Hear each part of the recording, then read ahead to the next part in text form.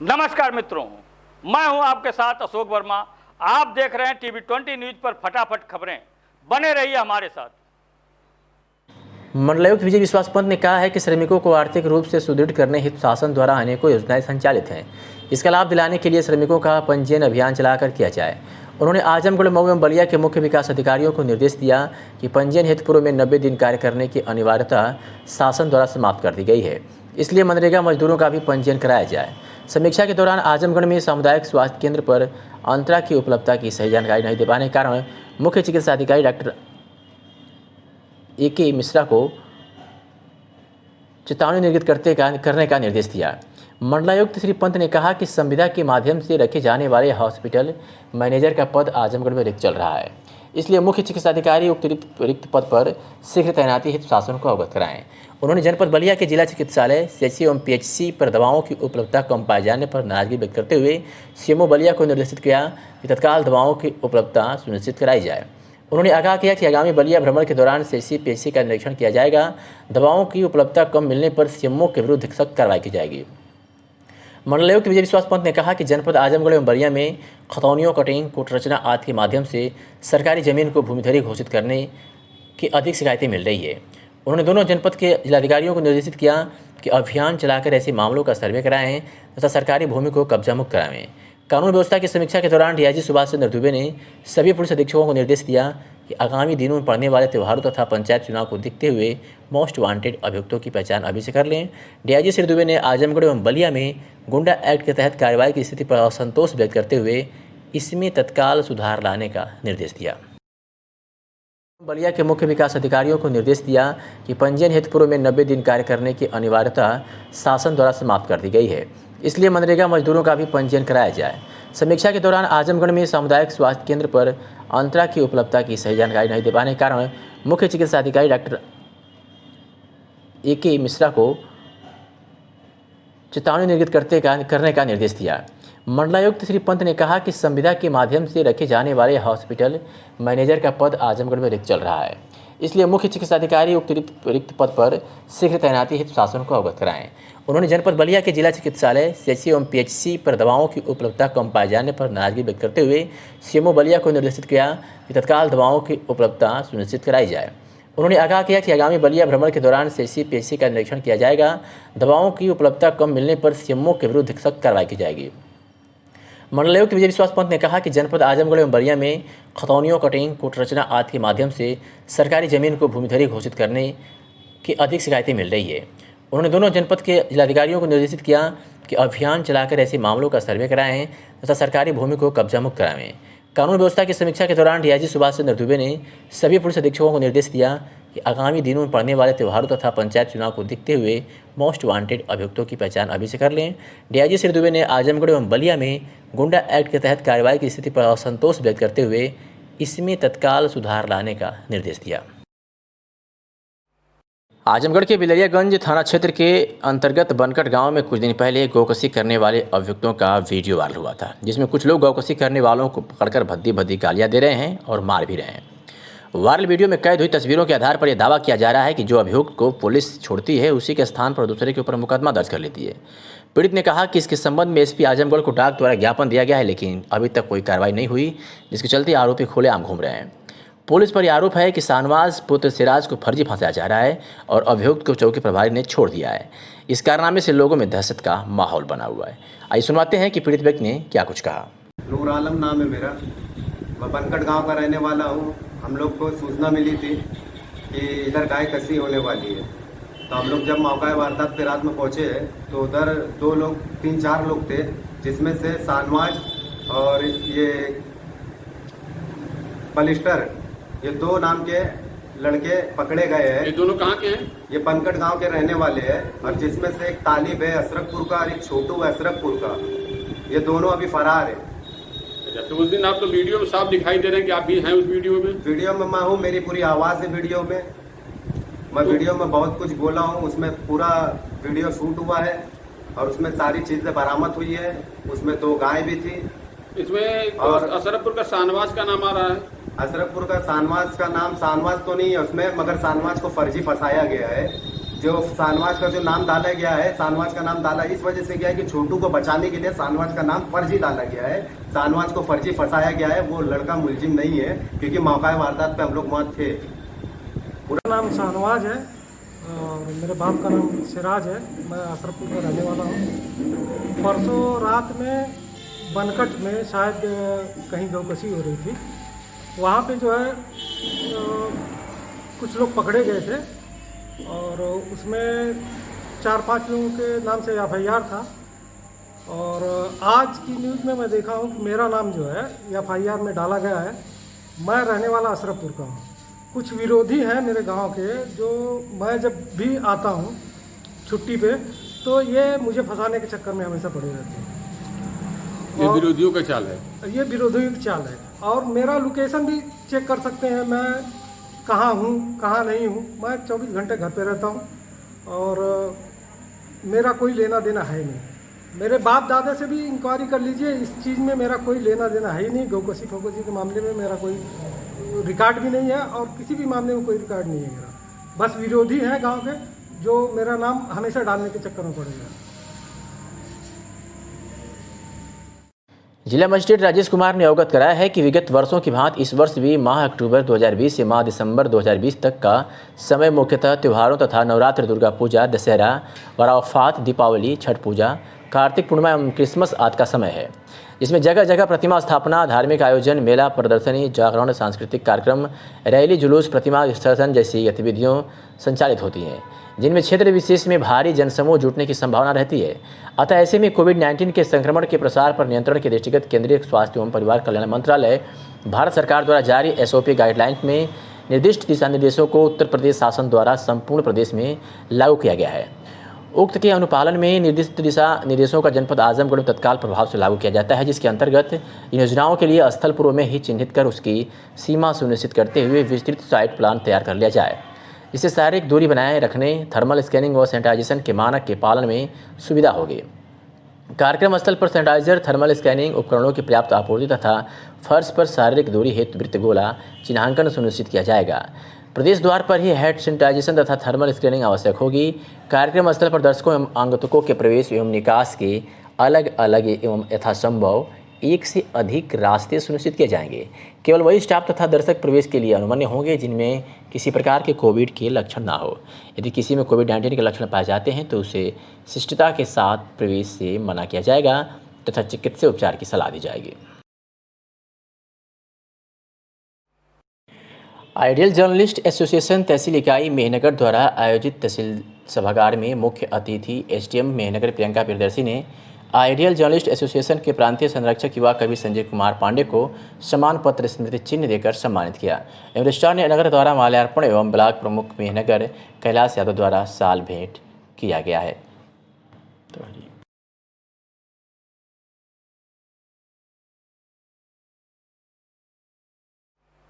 आजमगढ़ के जहानागंज में जमकर लाठी डंडे चले हैं, जिसके बाद पुलिस को हल्का बल प्रयोग कर मोर्चा संभालना पड़ा और कड़ी मशक्कत के बाद जाम को खुलवाया गया। आपको बता दें कि बीते एक पखवाड़े से तेजी से जहानागंज में जमीनी विवाद का मामला बढ़ा है। लोगों का कहना है कि महिला इंस्पेक्टर अगर समय रहते सचेता होता तो इस तरह के बवाल नहीं हुए होते। आधे घंटे इस बवाल के बाद मेन सड़क पर जाम लगा रहा। ये पूरा मामला जहानागंज के रामपुर गाँव का बताया जा रहा है, जो जमीनी विवाद को लेकर के उत्पन्न हुआ, जिसके बाद जमकर लाठी डंडे चले और पुलिस ने स्थिति को देखते हुए हल्का बल प्रयोग कर कड़ी मशक्कत के बाद मोर्चा संभाला और जाम को खुलवा दिया। सुरक्षित मातृत्व अभियान से संबंधित सभी कार्यक्रमों पर जिलाधिकारी राजेश कुमार की निगाह रहती है। प्रत्येक माह की 9 तारीख को मनाए जाने वाले प्रधानमंत्री सुरक्षित मातृत्व अभियान दिवस पर फूलपुर ब्लॉक के सामुदायिक स्वास्थ्य केंद्र पर उच्च जोखिम गर्भावस्था महिलाओं को चिन्हित करने के लिए निःशुल्क जांच की गई और उन्हें दवा वितरित कर चिकित्सीय परामर्श भी दिया गया। फूलपुर के प्रभारी चिकित्सा अधिकारी डॉक्टर राम आशीष यादव ने कहा कि प्रधानमंत्री सुरक्षित मातृत्व दिवस पर हर महीने की 9 तारीख को मनाया जाता है। इस दिन समस्त गर्भवतियों की प्रसव पूर्व जांच एवं अन्य गर्भावस्था संबंधी जांच की जाती है। इस दौरान उच्च जोखिम गर्भावस्था वाली महिलाओं को चिन्हित किया जाता है, जिससे उनकी विशेष देखभाल की जा सके। महिलाओं में अगर खून की कमी है तो उसके शरीर में खून की कमी पूरा करने के साथ देखभाल की जाती है। इस दिन आने वाले सभी गर्भवती की HIV जांच की जाती है। यदि महिला HIV पॉजिटिव के साथ गर्भवती है तो उसके लिए विशेष इलाज की व्यवस्था की जाती है। आजमगढ़ जनपद में एसपी के निर्देश पर पुलिस ने कई अपराधियों को गिरफ्तार किया है। आपको बता दें कि एसपी के निर्देश पर जनपद में अपराध व अपराधियों पर नियंत्रण हेतु चलाए जा रहे अभियान के तहत थाना दीदारगंज की पुलिस ने मुठभेड़ में अवैध तमंचा व कारतूस के साथ एक अभियुक्त को गिरफ्तार करने में जहां सफलता हासिल की है, तो वही थाना सिधारे की पुलिस ने भी 2 किलो 200 ग्राम गांजा के साथ एक अभियुक्त को गिरफ्तार किया है। ये कार्रवाई एसपी के निर्देशानुसार जनपद की दीदारगंज थाना और थाना सिधारे की पुलिस ने की है। अपने कामयाबी में दीदारगंज पुलिस ने मुठभेड़ में अवैध तमंचा व कारतूस बरामद तो किया ही, साथ ही एक अभियुक्त को भी गिरफ्तार किया है। तो वही थाना सिधारे की पुलिस ने भी 2 किलो 200 ग्राम नाजायज़ गांजा के साथ एक अभियुक्त को गिरफ्तार करने में सफलता हासिल की है। कंदरापुर थाना क्षेत्र के भीखमपुर गांव में रास्ते के विवाद को लेकर पटीदारों में लाठी डंडे चले हैं, जिसमें 5 लोगों के घायल होने की सूचना मिल रही है। थाने पर सुनवाई न होने के कारण घायल व्यक्ति एसपी ऑफिस पहुंचे, जहां न्याय की गुहार लगाई है। उनका कहना है कि थाने द्वारा कोई कार्रवाई नहीं की गई है। साथ ही उन्होंने कहा कि हमारे पटीदारों द्वारा हमें मारा पीटा गया, लेकिन पुलिस हमारी तरफ से कोई कार्रवाई नहीं कर रही है। एसपी ग्रामीण ने जांच के बाद कार्रवाई और एफआईआर दर्ज करने का निर्देश दिया है। सुनवाते हैं घायल महिला सुभावती क्या कुछ कह रही है।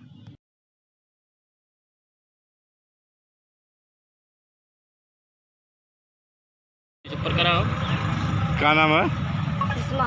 हाँ? सुषमा। ग्राम ग्राम भीखमपुर, थाना कंदरापुर। क्या मामला है आप लोग यहाँ? मामला इस मामला हमारी बड़ी मम्मी है ना, छोटा वाला जो भाई है रास्ता काट रहा है, उसमें गीला हो गया था। तो वो उनकी बड़ी मम्मी हमारी जो है लोग उठा कर से कह रहे हैं कि ऐसी तैसी तेरा मरवाऊँगा। बड़ी मम्मी की जो छोटी वाली पतो है तो इसकी ईंट खींच के मारी। जब हम लोग गए छुटाने, ये बेहोश पड़ा था, जब हम लोग गए छुटाने तो हमारी मम्मी सिर फाड़ दिया, हमारी बहन को फाड़ दिया।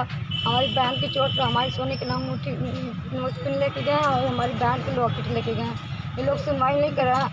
20,000 रुपया घूस खा रहे हैं। थाने पर गए तो क्या हुआ? थाने पर मार के भगा दिए हैं, गाड़ी दे दिया जा रहा है, झूठ बोला जा रहा है कि ये लोग 4 लोग को मार के आए, बाकी हम लोग घायल हैं। तो कोई इंक्वायरी नहीं हो रही है हमारे घर पर। न बाप थे न भाई थे, खाली सिर्फ इधर।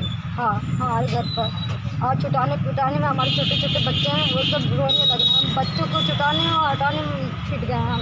हमारे 2 महीने की बालक हुआ, वो गुजर गया, हम अपने घर से आए, वो भी मार दिए। झगड़ा था? इसकी रोड के बारे में झगड़ा था। रास्ता मांगा। अच्छा, क्या चाहते हैं आप लोग? हम इंसाफ चाह रहे हैं, बाकी इन लोग को मरवाना चाह रहे हैं। अच्छा, क्या लोग घायल हैं इसमें लोग 5 हैं। 5 लोग घायल हैं। हाँ, मेडिकल हुआ तो नहीं दिए, पर्चे दे ही न रहे हैं। 500 रुपया दिए, वो भी सब भगा दे रहे हैं। 5,000 रुपया।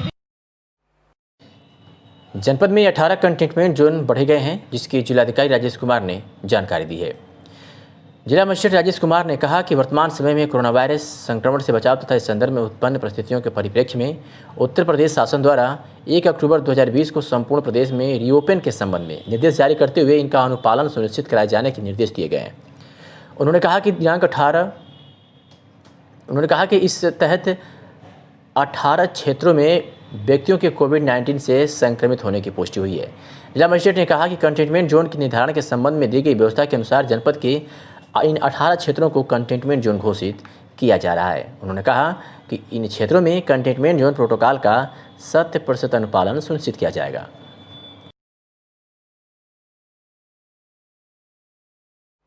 जिलाधिकारी राजेश कुमार ने कहा कि समस्त वर्गों की छात्रवृत्ति योजना अंतर्गत लाभार्थियों के आधार कार्ड में आवश्यक अपडेशन संशोधन किए जाने की सुविधा हेतु जनपद में स्थित आधार केंद्रों के जानकारी हेतु वेबसाइट से अवगत कराया गया था, जिसमें अधिकांश आधार संशोधन हेतु खोले गए आधार केंद्र अथवा जनसेवा केंद्र कोविड-19 वैश्विक महामारी के कारण बंद चल रहे हैं।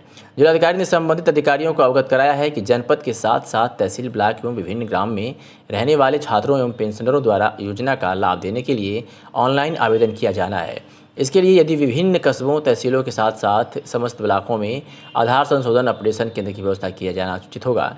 इस संबंध में यह भी उचित होगा कि समस्त जनपदों, तहसीलों, विकासखंडों के साथ साथ अधिकांश शिक्षण संस्थानों में आधार कार्ड संशोधन एवं आधार कार्ड से मोबाइल नंबर लिंक कराए जाने हेतु कैंप खुलवाने की व्यवस्था कर दी जाए।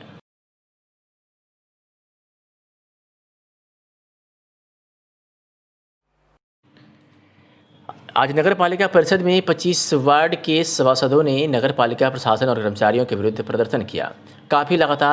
उन्होंने कहा कि हम लोग काफ़ी लगातार अपनी समस्याओं को लेकर नगर पालिका परिषद में आते हैं, जहां न तो कोई कर्मचारी मिलता है और ना ही कोई अधिकारी, और चेयरमैन पूरे क्षेत्र में दूर व्यवस्था बनी हुई है, जिससे हम सभासद काफ़ी परेशान हैं और हमारी शिकायतों पर का कोई निस्तारण नहीं किया जा रहा है। तो वही सभासदों द्वारा कहा गया कि नगर पालिका परिषद में व्याप्त भ्रष्टाचार और घोटाले हो रहे हैं, जिसमें किसी भी अधिकारी का निगाह नहीं जा रहा है। हम जिलाधिकारी से अनुरोध करते हैं कि नगर पालिका परिषद के द्वारा जहां भी निर्माण कराया जा रहा है वहां घटिया सामग्री और बालू सीमेंट भी नहीं मिल रहे हैं। मौके पर ठेकेदार द्वारा लगातार घटिया निर्माण कराया जा रहा है। तो यहीं से भी हम लोगों ने बात की तो ये मौके पर जाने से भाग रहे हैं। कहीं ना कहीं जेई ओकार पटेल भी भ्रष्टाचार में लिप्त हैं। इनके द्वारा लगातार फर्जी MB मानक के विरुद्ध कराए जा रहे निर्माण कार्य के विरोध में सभी सभासदगण 16 अक्टूबर 2020 को आमरण अनशन पर बैठेंगे। उन्होंने कहा कि सारी इसकी जिम्मेदारी नगर पालिका प्रशासन की होगी। क्या कुछ कहा मुखराम निषाद पूर्व सभासद ने, आपको सुनवाते हैं। मुखराम निषाद, आज आप लोग यहाँ पे किस लिए प्रदर्शन कर रहे हैं? प्रदर्शन करने का एकमात्र उद्देश्य है, नगर पालिका इस समय पूर्ण रूप से जो है निरंकुश हो गई है। तानाशाही व्यवस्था नगर पालिका में चरम पे है और जितना तानाशाह है उतना ही भ्रष्टाचार है। किसी भी वार्ड में देख लीजिए, किसी भी मोहल्ले में देख लीजिए, चाहे सफाई की बात हो, चाहे बिजली की बात हो, चाहे पानी की बात हो, चाहे निर्माण की बात हो, भ्रष्टाचार अपने चरम पे खड़ा है। और यहाँ पे नगर पालिका में ना तो ये अपने चैम्बर में बैठते हैं, हमारी जो है नगर पालिका की चेयरमैन साहिबा जो है समय से नहीं मिलती हैं, और नगर की कोई समस्या अगर कोई सभासद लेकर आ जाए तो टेबल पर कोई कर्मचारी भी नहीं उपलब्ध रहता है। नगर पालिका वीरान सी पड़ी रहती है। ऐसे में वार्ड की समस्या व्यक्ति कहाँ लेकर जाए, यह प्रश्न चिन्ह बना हुआ है। दूसरी चीज़, हमारे वार्ड में एक निर्माण कार्य चल रहा है। आप मीडिया के माध्यम से हम कहना चाहेंगे, आप चाहे अधिशासी अधिकारी को उसका जो है निरीक्षण करवा लें, चेयरमैन साहिबा से निरीक्षण करवा लें, चाहे DM साहब, SDM साहब या कमिश्नर साहब से निरीक्षण करवा लें, देख लें कि एक नंबर के घटिया सामग्री का निर्माण कार्य में प्रयोग किया जा रहा है। और इस निर्माण सामग्री के प्रयोग करने में EO और यहाँ के JE की महत्वपूर्ण भूमिका है, जिनका अपना हिस्सा बना हुआ है, इसलिए उसको नज़रअंदाज किया जा रहा है। मैंने फ़ोन से EO साहब से यह बात कही भी, लेकिन आज तक कोई कर्मचारी या नगर पालिका से कोई संबंधित अधिकारी नहीं पहुंचा कि वाकई में देख लें हकीकत क्या है। आप लोग धरने बैठने वाले हैं क्या?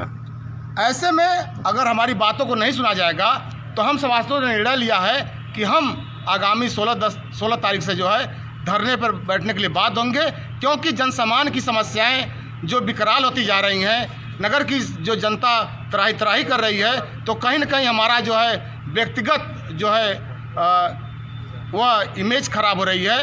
हमारी जो है इमेज खराब करने में नगर पालिका की महत्वपूर्ण भूमिका रही है। इसलिए हम बाध्य होकर नगर पालिका के खिलाफ, उनके भ्रष्टाचार के खिलाफ और उनके जो है सिस्टम के खिलाफ। आजमगढ़ जनपद के निजामाबाद थाना क्षेत्र के चकिया हुसैनाबाद गांव में चाकू मारकर 2 लोगों की हत्या कर दी गई है, जबकि एक की हालत गंभीर बताई जा रही है। घटना की सूचना जैसे ही पुलिस अधीक्षक को मिली, पुलिस अधीक्षक आजमगढ़ तत्काल घटनास्थल पर पहुंच गए और मामले की जांच में जुट गए। SP आजमगढ़ ने कहा कि ये विवाद पुरानी रंजिश के चलते हुआ है, जिसमें 2 लोगों की मौत हुई है और एक घायल हुआ है। घायल व्यक्ति को जिला अस्पताल भेजा गया है और पुलिस अपनी कार्रवाई में जुट गई है। पुलिस अधीक्षक ने कहा कि आरोपियों को बख्शा नहीं जाएगा। क्या कुछ कहा SP आजमगढ़ ने, आपको सुनवाते हैं। सर, इसमें क्या सत्ता निकल के आ रही सामने आपके? इसमें आज एक पब्लिक के एक व्यक्ति से सूचना प्राप्त हुई थी कि चकिया गांव जो कि थाना निजामाबाद क्षेत्र में है, उसमें मोटरसाइकिल पर सवार 3 लोगों को, जिनके नाम अशमर, मुशीर और काजिम हैं, इन्हें गोली मारी गई है। इन्हें हॉस्पिटल ले जाया गया है। इस सूचना पर तत्काल मैं और अन्य अधिकारी ग्राम चकिया आए थे। यहाँ पूछताछ की गई तो और हॉस्पिटल से जानकारी की गई जहाँ जहाँ ले गए थे लोग, तो ये पता चला कि उपरोक्त तीनों लोगों को चाकू के घाव हैं और इन्हें डिस्ट्रिक्ट हॉस्पिटल ले जाया गया है। वहाँ प्राइवेट हॉस्पिटलों में पता कराया गया। इसमें से अभी जानकारी हुई है कि 2 लोगों की मृत्यु हो गई है और गांव के अंदर तहकीकात की जा रही है। गांव वालों द्वारा, कुछ लोगों द्वारा ये बताया गया है कि जो एक कुछ दिनों पूर्व एक रेलवे के फर्जी टिकट बनाने में एक आरिफ मुन्ना नामक व्यक्ति जेल गया था, उसके लड़के ने ये घटना अपने साथियों के साथ की है। ये जो 3 लोग घायल हैं, इसमें से एक यहाँ का रहने वाला है और 2 थाना गंभीरपुर और सराय मीर के रहने वाले हैं। इनका भी पुराना जो आम शोहरत है बहुत अच्छी नहीं है और धारणा भी इनके विषय में बहुत अच्छी नहीं है। इनका पीछे भी फोटो एक वायरल हुआ था जिसमें इसमें से एक व्यक्ति पिस्टल लिए हुए था और इसकी तलाश पुलिस द्वारा की जा रही थी। किस चीज़ को लेकर घटना हुई जैसे देखिए, अभी बहुत सारी चीज़ें, गांव का कोई भी व्यक्ति अभी कुछ बताने को तैयार नहीं है, लेकिन जिस ढंग से घटना हुई है निश्चित रूप से बहुत क्लोज प्रॉक्सिमिटी में जो लोग जिन्होंने मारा है और जो आपस से ये घटना हुई है बहुत क्लोज प्रॉक्सिमिटी में होंगे, क्योंकि चाकू के निशान गहरे हैं और जो चाकू हैं वो डीप लगे हुए हैं जिसमें 2 लोगों की मृत्यु हुई है। तो अभी तहकीकात की जा रही है और जो कुछ बात सामने आएगी फिर बाद में बताई जाएगी। सर, इसमें कार्रवाई में अभी तक क्या हुई? देखिए, जब अभी बहुत सारी चीज़ें क्लियर नहीं है, ना FIR हुई है ना कुछ हुआ है, तो जो कार्रवाई होगी वो आपको बताएंगे। सर, गोली है चाकू? नहीं, चाकू नहीं है, गोली नहीं है, चाकू है। ये क्लियर हो गया कि चाकू के आपस में चाकू के जो घाव हैं वो चाकू के थे। ठीक। पंचायत चुनाव को लेकर दौरा कर रहे भाजपा के राष्ट्रीय अध्यक्ष पूर्व मंत्री ओम प्रकाश राजभर ने आजमगढ़ जिले की अतरौलिया विधानसभा में कार्यकर्ता बैठक हिस्सा लिया। उन्होंने पंचायत चुनाव की तैयारियों का जायजा लेकर अपने संगठन के कार्यकर्ताओं व बूथ लेवल के कार्यकर्ताओं को पंचायत चुनाव को लेकर संगठित होने व मजबूती के लिए निर्देशित किया। साथ ही उन्होंने कार्यकर्ताओं का उत्साहवर्धन करते हुए अपने संबोधन में प्रदेश की योगी सरकार पर जमकर निशाना साधा। भाजपा के राष्ट्रीय अध्यक्ष व पूर्व मंत्री ने कहा कि जिस प्रदेश में पत्रकार मारा जाए, सुरक्षाकर्मी मारे जाए, सरकार में SP गुंडा एक्ट मांग रहा हो, न देने पर गोली मार दी जाए। हाथरस की घटना को लेकर कहा कि कानून व्यवस्था पूरी तरह ध्वस्त है, कानून नाम का कोई डर नहीं है, मुख्यमंत्री कार्ड की पुतली हैं, उन्हें ब्यूरोक्रेट नचा रहे हैं। यहाँ अपहरण कुटीर उद्योग बन चुका है। लॉ एंड ऑर्डर योगी की जुबान व ब्यूरोक्रेट के हाथ में है। क्या कुछ कहा ओम प्रकाश राजभर ने और कुछ सुनवाते हैं आपको। क्या कि कार्यकर्ता समीक्षा बैठक हम उत्तर प्रदेश में 300 विधानसभाओं में बूथ स्तर तक संगठन का काम कर रहे हैं। तो जो संगठन में पदाधिकारी बनाए जा रहे हैं उनको एक जगह जुटा करके उनसे बात करते हैं, उनको समझाते हैं कि ये हम आपको संगठन में क्यों जोड़ रहे हैं, उनको विचारों से लैस करते हैं। उसी उद्देश्य से यहाँ ये बैठक। मंत्री जी, आज देखा जाए अगर उत्तर प्रदेश में कानून व्यवस्था को लेकर के तो क्या कहना चाहेंगे आप इसके लिए? जी, जिस प्रदेश में पत्रकार मारा जा रहा हो, जिस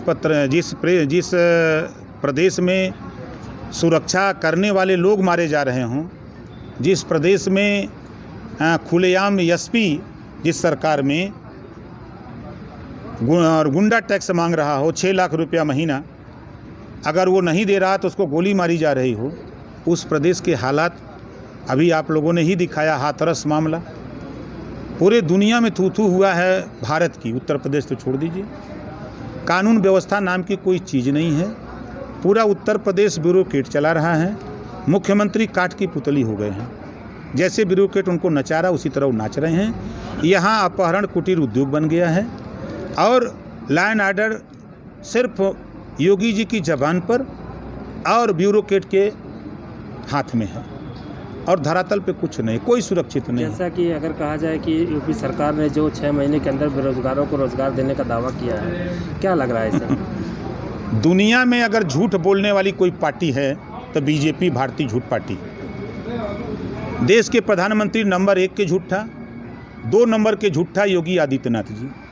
अभी 2.5 महीना तो नहीं हुआ, 2 महीना पहले इन्होंने 1.25 करोड़ रोजगार उत्तर प्रदेश में देने की घोषणा किया, जिसका उद्घाटन प्रधानमंत्री से कराया। ये कौन सा रोजगार दिया? एक भी भर्ती चपरासी की भी नहीं हुई उत्तर प्रदेश में। 1.25 करोड़ आपने दिया किसको? जो मनरेगा में कल तक जब बीजेपी सत्ता में नहीं थी तो मनरेगा का विरोध करती थी, आज उसी मनरेगा को रोजगार जोड़ करके आप 1.25 करोड़ बता रहे हो। जो दुकान बंद थी, चाय की, मीठे की, कपड़े की, रेडीमेड की, मेडिकल की, जो दुकानें बंद थी वो दुकान खुल गई, उसी को जोड़ करके आप बता रहे हो कि हमने रोजगार दे दिया। ये 100% बीजेपी ने कहा था कि हम सरकार बनेगी, 2013 में बोला था सरकार बनेगी तो हम युवाओं को 2 करोड़ रोजगार देंगे। नोटबंदी करके मोदी जी का बयान आया कि 3 लाख कंपनी बंद कर दिया, जीएसटी ले आए, एक देश एक टैक्स, लेकिन पेट्रोल डीजल पे जीएसटी नहीं होगी चूंकि वो अडानी अंबानी का है, इस नाते उस पर जीएसटी नहीं। जीएसटी लाया, निर्मला सीतारमण जी ने लोकसभा में बयान दिया, प्रश्न पूछा गया तो उन्होंने कहा कि 6 लाख कंपनी जीएसटी आने के बाद बंद हो गई। तो ये कंपनियों में काम कौन करता? किसी नेता का बेटा नहीं करता, ये गरीब, कमज़ोर, पिछड़े, दलित, अल्पसंख्यक लोग करते हैं। तो इनकी 14 करोड़ नौकरी चली गई, 1-2 नहीं, 14 करोड़ लोगों की नौकरी चली गई। ये महंगाई कम करने के लिए आए। 45 रुपये आलू बिक रहा है, 50 रुपया प्याज बिक रही है, यही महंगाई कम हो रही है। जो 340 रुपये में गैस सिलेंडर 2014 के पहले था, आज 700 के लगभग हो गया। ये महंगाई कम कहाँ कर रहे हैं? ये 100% फेलियर हैं, ये झूठ बोल रहे हैं, ये देश को बेच रहे हैं। मोदी जी कहते हैं कि हम देश बिकने नहीं देंगे, रेलवे बेच दिया, बैंक बेच दिया, LIC बेच दिया, कोयले की खदान बेच दिया, ये आपके BSNL बेच दिया, 28 विभाग तो बेच दिया। अब नंबर आ गया है सरकारी स्कूल बेचने का, सरकारी अस्पताल बेचने का, ये राष्ट्रीय राजमार्ग बेचने जा रहे हैं। तो ये देश की संपत्ति बेच रहे हैं। हमको कहते हैं कि राष्ट्रभक्त बनो, और राष्ट्र की संपत्ति बेचने वाला व्यक्ति राष्ट्रद्रोही हो सकता है और राष्ट्र प्रेमी नहीं हो सकता है। जैसा कि हाथरस जैसी घटनाओं को देखने की जो इस समय मिल रहा है, इस पर क्या कहेंगे? देखिए, हाथरस की घटना में शुद्ध रूप से बीजेपी, भारतीय झूठ पार्टी सरकार अपराधियों को बचाने के लिए पूरी अड़ी चोटी लगा रही है। अपराधियों को, जब बेटी 14 तारीख को उसके साथ रेप होता है, उसको जिले में हॉस्पिटल में हॉस्पिटलाइज कर दिया जाता है। हॉस्पिटलाइज करते हो आप, हॉस्पिटल में भर्ती करा देते हो और उसको झांकने तक नहीं गए। जब बेटी मरने की कगार पर आई कि आज मर जाएगी, तब आप ले जाते हो एम्स में और ड्रामा करते हो। रोज एक सगुफा ही छोड़ रहे हैं ये बीजेपी के लोग, एक सगुफा छोड़ रहे हैं, ये बचेंगे नहीं। दुनिया एक तरफ हो और ये जो अपराधी हैं इनको सज़ा मिलेगी। वहाँ की जांच टीम का ये भी कहना है कि उसके साथ ऐसी रेप जैसी घटनाएं कोई हुई नहीं। ये कहाँ तक सच्चाई है? देखिए, संविधान में व्यवस्था है। लोजपा के नेता रामविलास पासवान के निधन के बाद शांति कैंडल मार्च निकालकर श्रद्धांजलि अर्पित किया गया। लोजपा के नेता स्वर्गीय रामविलास पासवान के शांति कैंडल मार्च में भारतीय जनता पार्टी के नेता विनय प्रकाश गुप्त उपस्थित रहे। आपको बता दें कि विनय प्रकाश गुप्त को बिहार में हो रहे चुनाव में मधुबनी जिला बेनीपट्टी विधानसभा के प्रवासी बनाया गया है, जहाँ विनय प्रकाश गुप्त को इस शांति मार्च में उपस्थित होने का अवसर प्रदान किया गया। दलितों के नेता रामविलास पासवान को श्रद्धासुमन अर्पित करते हुए विनय प्रकाश ने अपनी श्रद्धांजलि अर्पित किया। औरौलिया से खबर है, जहां थाना क्षेत्र के ग्राम सभा जोगीपुर परानपुर में सैकड़ों वर्ष पुराने शिव मंदिर की बाउंड्री का निर्माण चल रहा था। विपक्षी राम आश्रय यादव द्वारा बार बार बाउंड्री तोड़ी जा रही थी, जिसको लेकर ग्रामीणों में काफ़ी आक्रोश व्याप्त था। इसे लेकर फिर आज ग्रामीणों और विपक्षी में विवाद होने लगा। मौके